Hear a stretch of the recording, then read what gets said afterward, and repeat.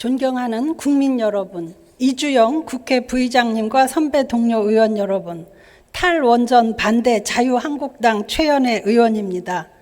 지금 대한민국에서 웃고 있는 사람은 문재인 대통령뿐인 것 같습니다.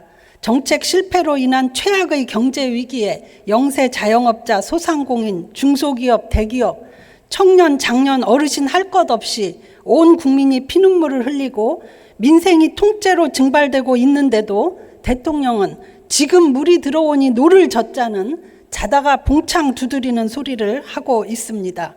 문재인 정권의 숱한 망국적 정책 중에서도 가장 잘못된 것이 바로 탈원전 정책입니다.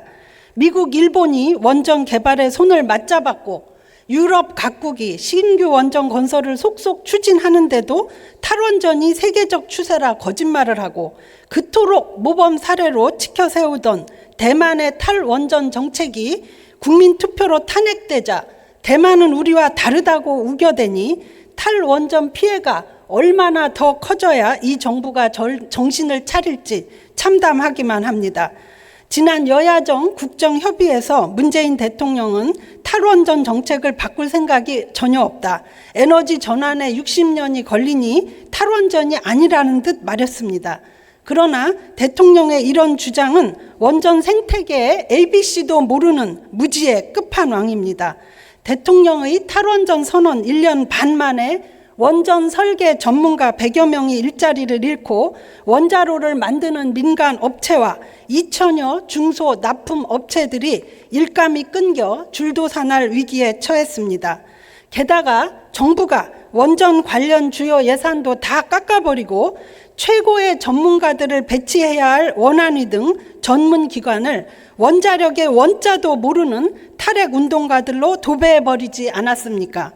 핵심 기술 개발이 중단되고 대학 원자력 학과의 인재 유입이 끊기는 회복 불능의 붕괴, 이것이 탈원전이지 원전 몇 기 남아서 60년을 연명하니 탈원전이 아니라는 주장은 손바닥으로 하늘을 가리는 궤변일 뿐입니다.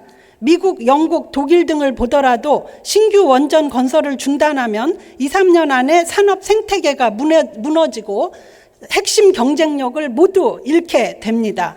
과학적으로 전기를 만드는 방법은 세 가지뿐입니다. 첫째가 원자력, 둘째가 석탄, LNG 같은 화석 연료, 셋째가 태양광, 풍력 등 재생에너지입니다.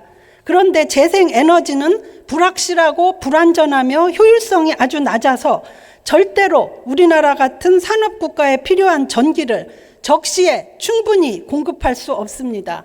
또한 반드시 백업 발전소가 필요한데 이는 석탄, LNG, 원전 중에서 선택해야만 합니다.